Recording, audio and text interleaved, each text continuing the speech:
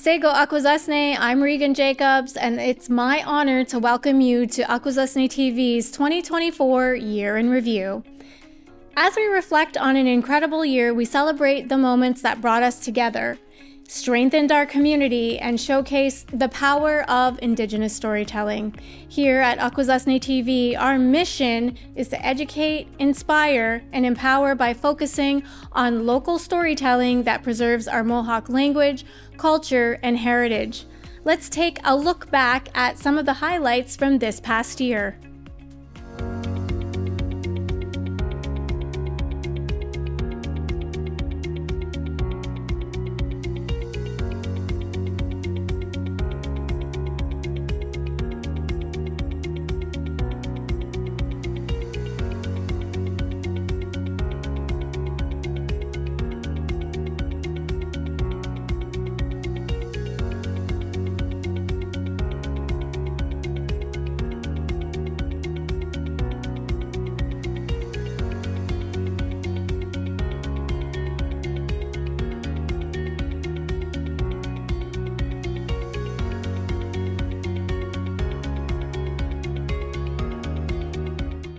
From groundbreaking ceremonies to community celebrations, 2024 has certainly been a year of significant achievements. Here are some of the moments that united us and propelled our community forward.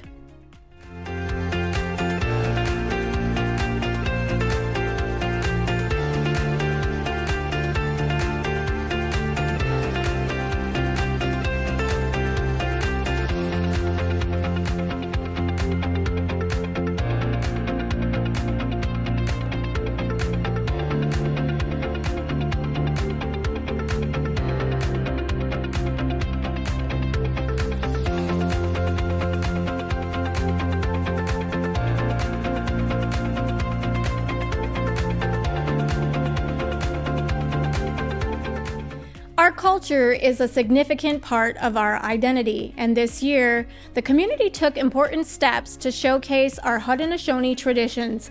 Whether it was through storytelling, art, or ceremony, our connection to our roots remains unshakable.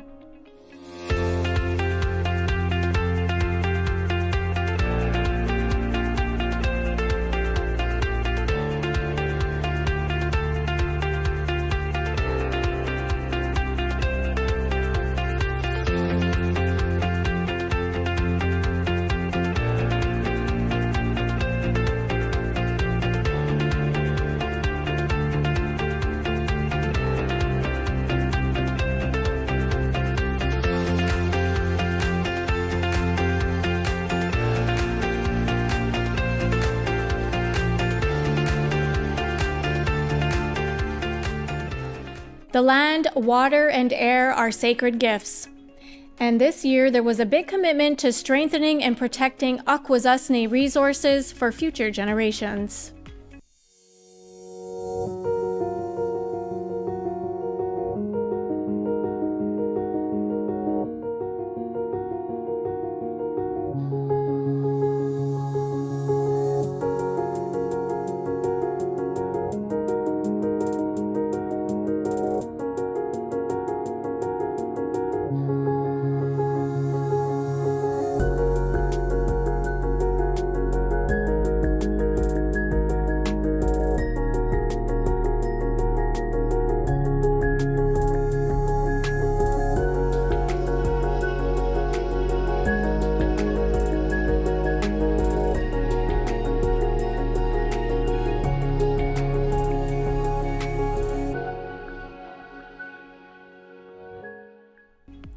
Our leadership continues to guide us with determination and vision.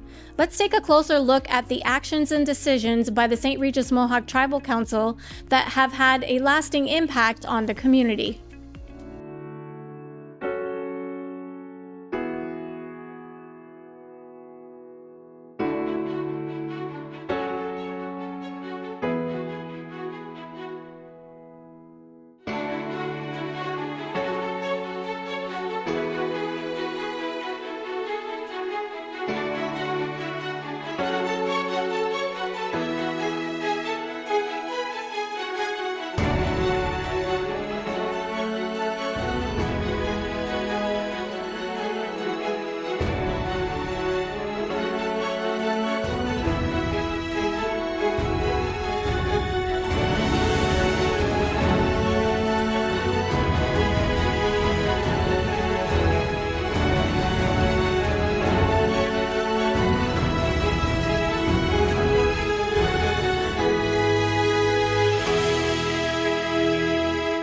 with that, we're going to move on. The heartbeat of our work lies in the voices and perspective of our community members. Let's hear directly from those that helped make 2024 an unforgettable year.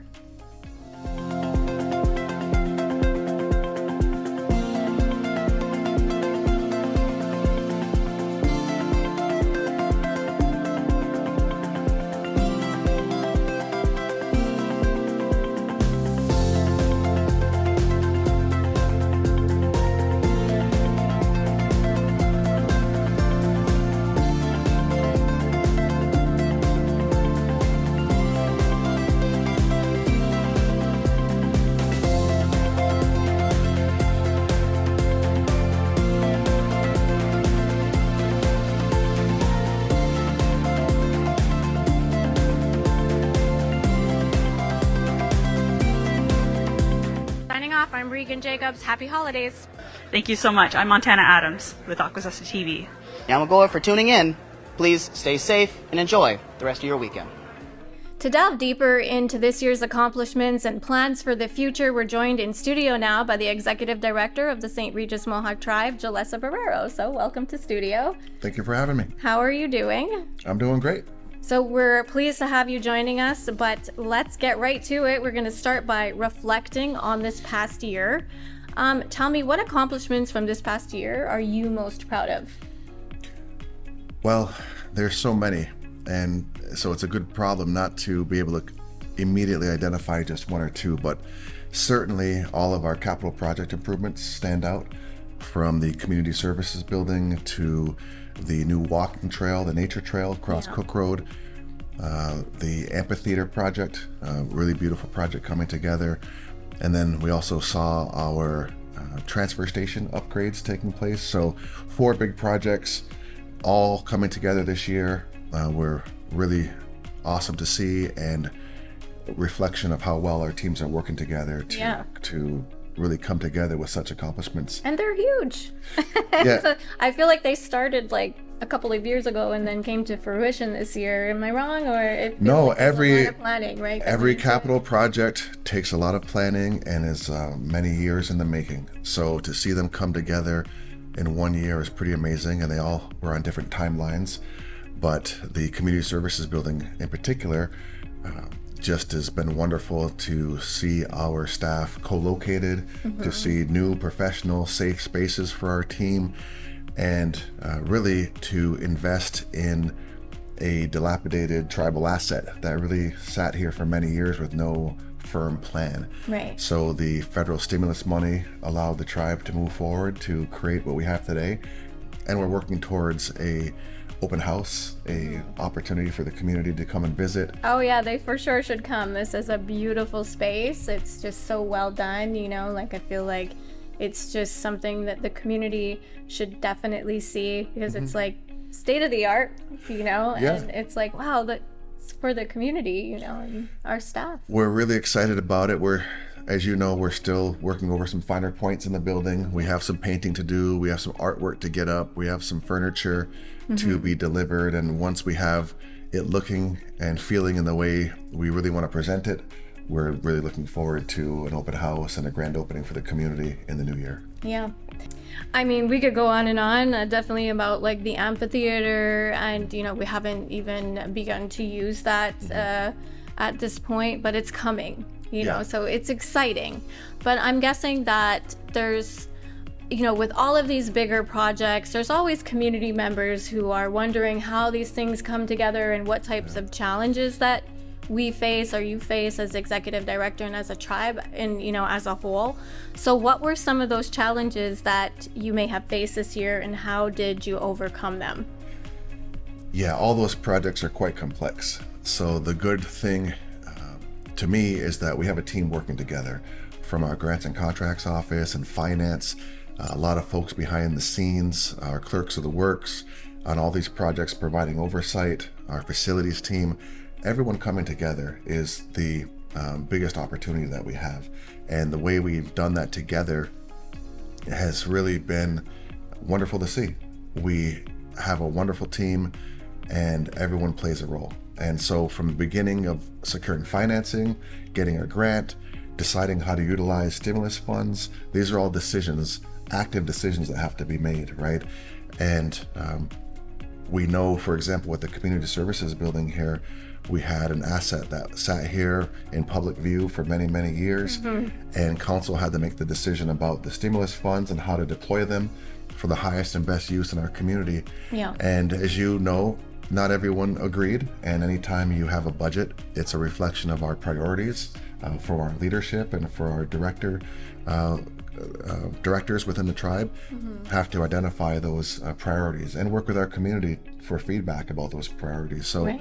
So being able to invest in one of our own assets, not using any tribal general funds, but the opportunity that came with the ARPA dollars has been great to see. So we couldn't have done it without council making that affirmative decision early on to make this investment, and we're seeing the fruits of that labor today. And the ARPA dollars, for example, there were dozens of options on how to spend that money. All those options are good things, whether it was individual community support for economic recovery, whether it was support to local businesses or nonprofits, or whether it was funding internet access through the pandemic so that people could run their home businesses, that students could get online. All those decisions were made with the community in mind and the needs of the community, at top of mind. So it's been great, and the way we're working together is an example. I think we want to show to our community that that's the number one thing. Our tagline is working together today for a better tomorrow. And I've often told our folks here at the tribe, the first two words are the most important: working together, because if we can't work together, then we can't accomplish any of these things. And we're seeing all the results in the community. So the proof's in the pudding. The staff is working together. The staff is using a good mind, working through difficult conversations. We all have them in our families, in our work lives, and how healthy we can work those conversations really determines the health of our organization, the health of our leadership. So I think we're leading by example, and I'm really proud of that fact.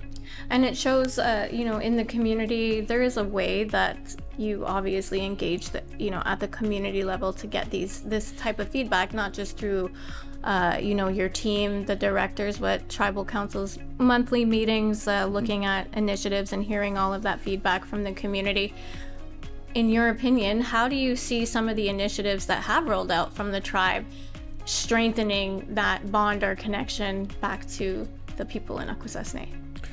Yeah, so many examples there. One big one that jumps out to me is the work of our economic development team with the Juried Art Show and Art Market in July, which provides such a platform for our local artists, culture bearers, singers, hoop dancers. A wonderful event that brings people together, helps the economy, helps celebrate the diversity of our artists and so many different art forms, brings non-community members here to inject the community with some help with local expenditures, and of course buying the art itself from our many talented artists. I know, beautiful. So that's one big example that helps that connection, right? Again, the walking trail project is another one that sees an immediate benefit to our community members, our families, and so many other projects that really invest in our people. I'm curious to know, is there a specific goal or any sort of project that was achieved this year at the St. Regis Mohawk Tribe that sort of elevated the mission in the community? Well, one I think is just recent with our work with FEMA. After the heavy rains and storms, the remnants of Hurricane Debbie hit us in August 8th through 10th. That was a big impact to the community. Some roads washed out, roads closed, damage to individual homes and the infrastructure in the community. So our OEMS, our OEMS office, Office of Emergency Management and Safety, under the direction of Nolan Jacobs, have had a wonderful response, have to date helped around 60 individual homes with getting federal assistance payments to help them repair and increase the resilience for those homes to withstand the next intense storm. We know those storms are only getting worse with the effects of climate change, and our OEMS office stood up this response project so well. Our FEMA partners have been on site for the past week and a half, working, doing the inspections necessary, and getting those resources out to our community members. And so that's been a great example of our collaboration with a federal partner that has resulted in direct aid and help to our local community members. And, you know, we're in the process of the year in review right now, and we can go on about a lot of things that have been brought to the community or community life. There's a lot of things a lot of social or political issues.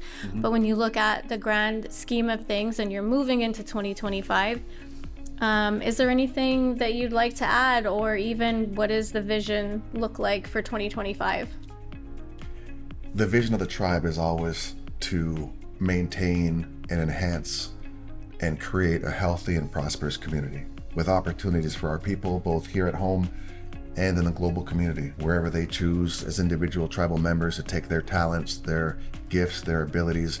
We want them to know that they're supported here back home, and that we have opportunities here at home as well to bring our educated young people to be able to use those gifts and those trainings and education they receive, and to put that to work for our community. That's what feels the best for myself and so many professionals that I work with every day, to see our people doing this work. So that vision is always a healthy and prosperous community, and we're getting there. We're doing the work that our parents and grandparents had hoped that we'd be doing, always moving ever more to self-determined outcomes, right? Self-determined outcomes. We make the choice of where we're going, and we take the steps to get there. And to be part of that is a special thing. And we are standing on the shoulders of so many staff and leaders who've come before us and created the conditions under which we can be successful today. So that's the vision, to work together for that better tomorrow. And I think we're delivering on that vision. I'm proud of all the work that we're doing together to move towards that vision. And it's up to us to keep it going. It's up to us to keep a good mind, to work through any issues that come forward, knowing that we're all on the same team. When we have a conflict, reminding ourselves we're all in the same team, we can get through it. And good mind. We have to get through it. Yes. Right? People are counting on us to get through those things. And so that's where we are. And that's the leadership that is supported by our tribal council, supported through my office, and all of our directors share that vision. And so when we're on the same page, I don't think there's anything we can't accomplish. Yeah, I agree. Well, Nyawagoa for joining us in studio today and sharing a lot of these reflections and insights. It does seem like it was a year of progress and resilience for the tribe. And, you know, I'm looking forward, and I'm sure a lot of people are looking forward to seeing that vision continue and unfold in 2025. So I just want to say thank you to all of our tribal staff for working so hard in all areas of the tribe. And then to our tribal community members for bringing their concerns forward, for keeping us on our toes, for expressing themselves in our tribal meetings. That feedback, that participation is really crucial to healthy governance. And that's your connection to the community, you know, and I think that the tribe has done a great job of, you know, encompassing that this year. And like I said earlier, I look forward to seeing that vision continue on in 2025. So Nyawagoa for joining us. Yeah. So as we celebrate the successes of 2024, and we continue to do so, we also look ahead to a future full of promise and opportunity. Here's a glimpse of what's in store for Akwesasne in the coming year as we hear from the St. Regis Mohawk Tribal Council. And joining us is Chief Beverly Cook. Welcome to Studio, Bev. Thank you. I'm happy to be here.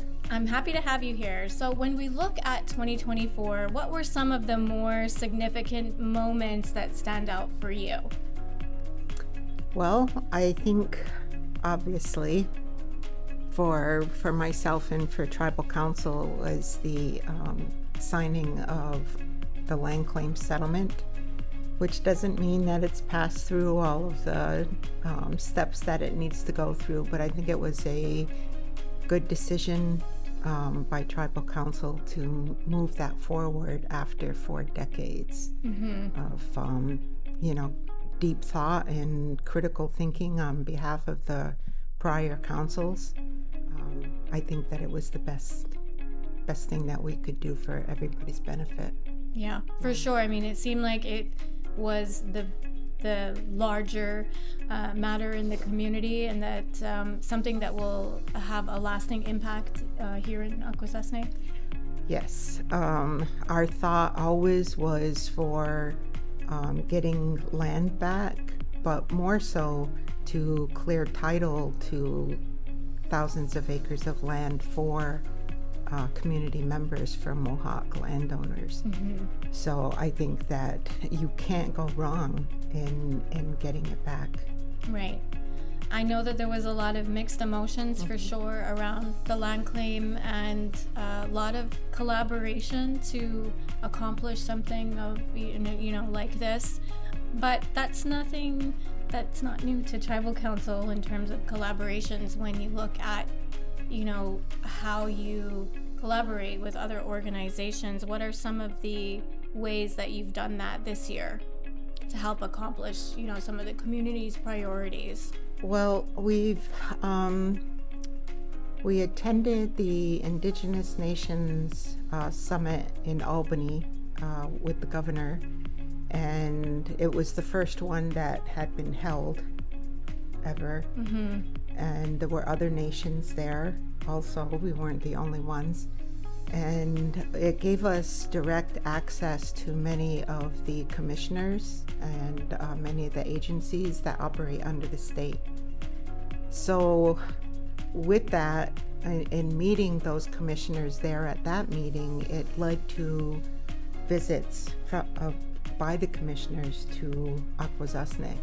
And I think there's nothing that really affects them more. We can talk to them till we're blue in the face, but until you're here and they see the people and they see the accomplishments and what we're capable of as a community, I think we really make big strides on the community's behalf. So we met with the commissioner of the Department of Health, who did a big tour, went to health services, and I think he even made it to the farm, I'm not sure, but he went to Partridge House and the Mohawk School, and it was quite an extensive tour that he made with, which familiarized him with the people and our needs. Then we had Oasis, which is the Office of Alcohol and Substance Abuse commissioner, come, and she struck up a relationship with Mike Cook, our health director, in order to improve things for Partridge House. The commissioner of the Office of Mental Health also came. So, and those are areas where our, the need is critical, I think, in our community, and we often focus on all of the accomplishments that we've made and the infrastructure that we've made, but the people and the families and the children themselves still need a lot of attention, and sometimes we forget about that. So we also met with the, several times have met with the director or the commissioner of the Department of Education, and I think Sub-Chief Jacobs has the closest interactions with the department in our attempts to get a new Mohawk school in a new location where it's not going to get flooded out. And with climate change, there are some things that we really need to pay attention to, and the health of our kids while they're in school all day long is one of them. Yeah, for sure. And, speaking of the Mohawk School, and I know that, Tribal Council has a number of priorities that they're always looking at from the community level. But this year, how did Tribal Council work to promote the Mohawk language and culture? Well, first of all, we committed $2 million to the Akwesasne Freedom School for the new school, so that again our children are in a building that's healthy for them and for the teachers and parents. Our kids often don't know the difference of what's healthy and safe and what isn't, and the being at the ground level of the Freedom School, back when it started 40 some years ago, it was decent and it was appropriate, but it's aged over 4 decades as well. So they never meant to keep the children there, and so moving them out to a better facility is going to be a great accomplishment. So supporting the efforts of the Freedom School and the parents to continue the language and culture is really important. And we've also contributed and supported the Ganyakeha language program, which is a 2-year immersion program that is incredible in that the speakers that come out of there are now working inside of the community, in the schools and other areas, perpetuating the resurgence of the language. And I think that Akwesasne is one of the, maybe aside from Kahentawaks, one of the communities that is really putting forward great effort and able to, develop the speakers. We also, I don't know, maybe people also don't realize that our traditional support workers that work out of the Indian Child Welfare Act office, there wasn't that wasn't a thing, until it was made a thing, that was an important piece to have those workers there. And also the traditional medicine providers that we have at the Indian Health Service, they've been there from decades as well, and that came out of a grant from New York State. And it's something that has just continued, and they see people, they refer them out to other traditional healers. We also support the Heal Lodge. So I think that our reach into the community in terms of culture and healing and recovery and language is important, and I think relating it to all of the harm that was done over the centuries to our people, and trying to build back, for our people to recover from the harm, but also to recover from the losses that were suffered, which was connection to identity, language, and so on, is part of our purpose. I think. And when you're looking at setting priorities, again, I mentioned earlier that there's a number of bigger priorities that council deals with. What would you say are the big ones going into 2025? Well, our concern and our duty to protect the environment is always high on the list. That we have an excellent environmental division with some really brilliant people in that program who continually monitor the environment. And just because Reynolds isn't operating and General Motors isn't there anymore, it doesn't mean that the harm doesn't continue. Right. And so we have an obligation to finish the remedy from the Superfund site, and then reevaluate and look at what is happening after that, and going after it. If there's a need for more remediation, then that's what we'll do. So that's one of them. I think that on a personal level, I think that the addressing adversity in our community is important, and how that translates into other behaviors in the community, but also even in the workplace. How we treat each other, how we speak to one another, is really important. And I think that hopefully it'll be noticed. There's going to be additional efforts made to try to help people through those difficult times, and be able to be more aware, self-aware. And we also committed to a pension program for our police department.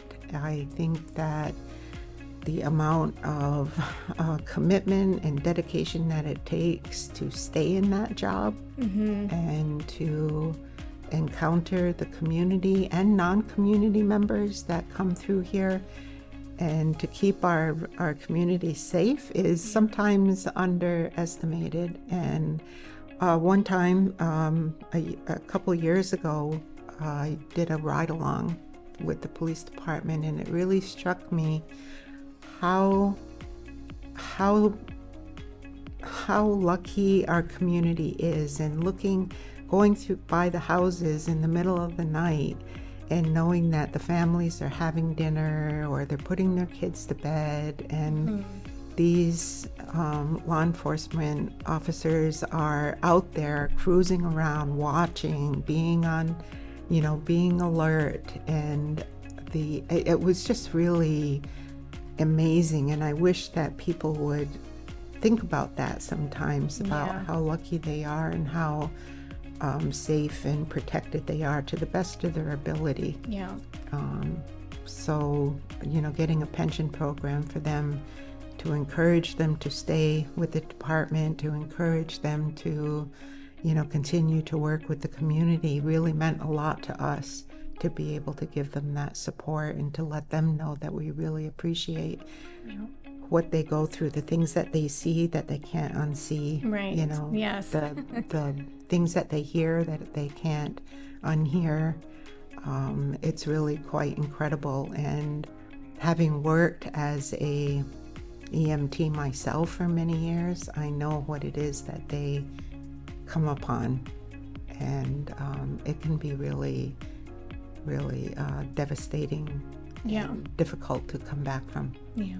Like I said, always inspiring words. But thank you so much for joining us, and we wish you a happy new year, and we look forward to working with Tribal Council in 2025 and having you guys back in studio to share with us all that's happening here in Akwesasne. Yeah, thank you. Welcome, Sweets to studio. Now go for joining us. I'm happy to be here, Regan. Thank you. So 2024 was a pretty significant year. Let's jump right into it. What are some of the standout moments for you, or decisions this year that you believe made a lasting impact? I believe that there has been so many. And I think that every monument decision that was made by Tribal Council, along with all of our teams within SRMT, has made an impact.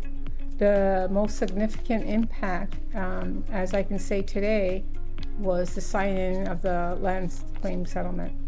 And because that would give us the opportunity to our community members to access, to live, and to get thousands and thousands of acres of parcels. But when you look back at 2024 again, how has the Tribal Council collaborated with other organizations to advance the community's goals? Yeah, the collaboration isn't. We sit at the table, but in order to make decisions, we get collaborations from everything and everybody that will have an impact on. For instance, the impact of the walking trail, this new beautiful building that we're in. That collaboration came along with P&I, Colleen Thomas, our maintenance, Joe Francis. Everybody had an input in there, all the way from the beginning, from groundbreaking to infrastructure, water, sewer, electricity. All those partners need to be in place. And we have the new walking trail, Amberdawn, La France. I've had so many comments from community people to say it's beautiful in there. Yeah. So I can just switch over for 1 second, Regan, and talk about the Mohawk School. So that was like maybe the second priority that had happened this year. And the Mohawk School was a collaboration. This all fits into the questions that you're asking.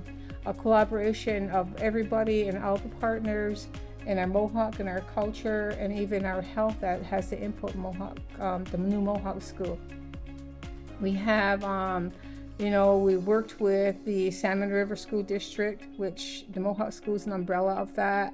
We worked with the health department and I guess Mohawk language, our culture. We invited the people in the community to come in and give their input on what they would like to see in their school. That would be their school. It's going to be our school for our kids. And the design of it, put the culture inside of it, the walls, the paintings, the language, everything that we would like our kids to see, that would be part of it. I think a lot of people are looking forward to that project. But when you look at 2025, what are some of Council's priorities for this year? So some of their priorities is to get the transfer station, that'll be finished, our sewer plant. And people have to understand that without infrastructure and the ability to run your house, it's a big project. Yeah, so we're looking for monies at that. Our EDO, Jalasa Barrero, he is looking into the 105C3 leases, right, which is awesome. I'm sure he's talked about that. That's his big goal project. That's helping our projects and helping our community tremendously. So we have that coming up. We're going to maybe add on to the walking trail that is across from number 9, the new housing project. I heard about that too. That's amazing. We have some houses also going up there. They're starting the 3rd house over there, which is, the people, have come to us. We need new houses. We need, we know there's a housing shortage. And this is one way to help them with that. And you'll be able to, apply for the loans and get it, and it'll be yours. I mean, that sounds like another great endeavor. And it just looks like you guys have got a lot of plans for 2025. We definitely, are looking forward to collaborating more with Tribal Council and having you guys back in studio to share all of those endeavors with the community. But before we close out, Sweets, is there anything else you'd like to say? Have a message to close out 2024 for Akwesasne? In closing, what I'd like to say is, we've had a lot of, like you said, tumultuous year. We've had people get sick. We've had people pass away. We have to keep the community in mind again and start being one again and being close. And it's going to take a lot of hard work. Sometimes decisions separate us, but I think that we can eventually get back together. And I think that we can have unity and come as one. And that's what I would like to ask for the community, is to be mindful and to be nice. And we all have to live here together. And just think about your loved ones in these holidays. Oh, very, very nice. Thank you so much for coming in and joining us in studio today and sharing your thoughts and insights on things. We really appreciate it. Thank you. And we're continuing on with our special guest in studio, Sub-Chief Benjamin Hearn of the St. Regis Mohawk Tribe. Of course, we're discussing all about 2024, so welcome to studio. Well, I appreciate it. Pleasure to be here with you. Yeah, I love it. So we're going to go over what does 2024 look like for you. And let's start with are there more significant moments or decisions that stood out for you in 2024? I think we're sitting in one of the significant aspects of what happened in our community. Our community service building was a tremendous achievement for 2024 to consolidate all of our programs into one building, making it essentially a one-stop shop, has been significant. And from the back end, we're hearing the programs say that they like it. It's not a bad thing to be in new offices either, and it's such a beautiful facility, so we're proud of that. I think that's a significant accomplishment. I also feel like we've done a lot for programming within the community, and I mean, it's just a collaborative and collective team effort. And like you said, a lot of collaboration went into this building. And speaking of, how does council collaborate with other organizations in order to focus on the community goals, bring them to fruition? Well, I can only speak for myself. So I've had the honor and privilege to work on a couple different boards outside of Tribal Council. One of them is Cornell Cooperative Extension of Franklin County. That's a board I got on about 3 years ago, and they're working closely with Akwesasne, the Boys and Girls Club. They now have a partnership. They're utilizing their model to create their own youth initiative, and they're also promoting some partnerships in sense of bringing students to Camp Overlook for some 2 or 3 week excursions. We're also doing partnerships with like canning, and they also do other initiatives as well, even in the cannabis industry. So Cornell is a very large university that has so many resources really available at our fingertips. So just to have a voice on that board to work with the community, it's been pretty significant. I like it. Yeah, I mean, and that's a great example of advancing some of the community's priorities in different Agriculture areas. is a huge one Yes. as well. So we have a couple different representatives that will meet with Emma Phillips down at the ag farm and talk about soil, the chemistry of soil, and the optimum conditions and environment to grow our produce as well. So we utilize them a lot, probably more than most people realize. Yeah, interesting because like ATV, we went down to visit the farm too, and I know Tribal Council has for sure. And that's like one of the best kept secrets in Akwesasne in this community, because if you go down there, weren't you just so impressed with the farm and all the work that goes into that place? Yeah, and again, I think on the back end, people don't really go into how much work it is to sustain a farm. We have partnerships as well with other nations, and we talk about like white corn and even planting of different seeds that are from our community itself, corn, bean, and squash. And we also had a representative from the interior as well, and we took her on a special tour of the ag farm.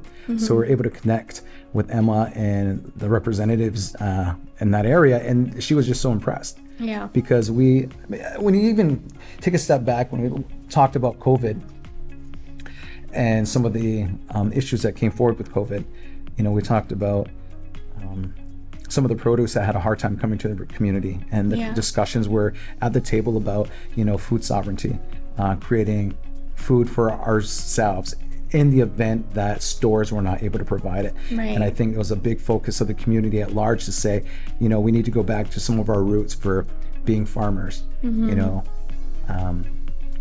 trading, canning, preserving, and then sharing amongst ourselves as well. Yeah, and the planting initiatives that come out from the we every have year, seed giveaways and we have tree giveaways. Exactly. We did have a community member as well that would do part of the tilling. They would go and he would make farms for community members. Plus we have a lot of grant initiatives as well. Sitting on Cornell Cooperative Extension, we find out that there's accessibility for hundreds of thousands, if not millions of dollars in grants for the federal government to help push those initiatives forward. Yeah. So there's opportunity there for sure. And speaking of those priorities, do you have any priorities, as a sub-chief or council as a whole for 2025? Yeah, I think for 2025, one of the things that I've been working on is I sit on 2 different housing boards. I sit on Mohawk Indian Housing Corporation board, and then I also sit on Akwesasne Housing Authority. And one of the exciting initiatives for Akwesasne Housing Authority is that we have that Gawajila program. And what they're doing is we're building homes. We have, I think, 31 acres on Helena Road, and we're in the midst of building 5 homes currently. They're all 3-bedroom homes. One of them is going to be ADA compliant, so those are low to moderate income for families. Then we have other housing initiatives across from number 9 as well through the tribe. So housing is a really big issue here in the community, but I want to let everyone know that we're still focusing on it. Recently, I was just named to the HUD, Tribal Intergovernmental Advisory Committee as well. So I'm actually one of the lead. I know it was kind of a mouthful. I'm one of the leaders that was selected to be on this national panel. So I'm going to starting in January in 2025. We're going to see how we can advance issues within Akwesasne, but also I want to be an advocate as well to bring our issues forward at a national level. And hopefully that equates to more funding as well. So 2025 is going to be quite an interesting year. It's interesting, because I think we have a very diverse council. Everybody has their niche, and we all get along well. And even when it comes down to those hard conversations, we tend to gear towards what's the solution and what's best for the community as a whole. So it's been really empowering to be part of this group. Yeah. I mean, 2025 is just around the corner. Yes. Is there anything that you would like to say to the community before we close out? Well, I just want to thank ATV for this opportunity coming forward and speaking. I know that 2024 has not necessarily been the best for some individuals. I mean, there's been a lot of hardships along the way, but I will say that we're a resilient community.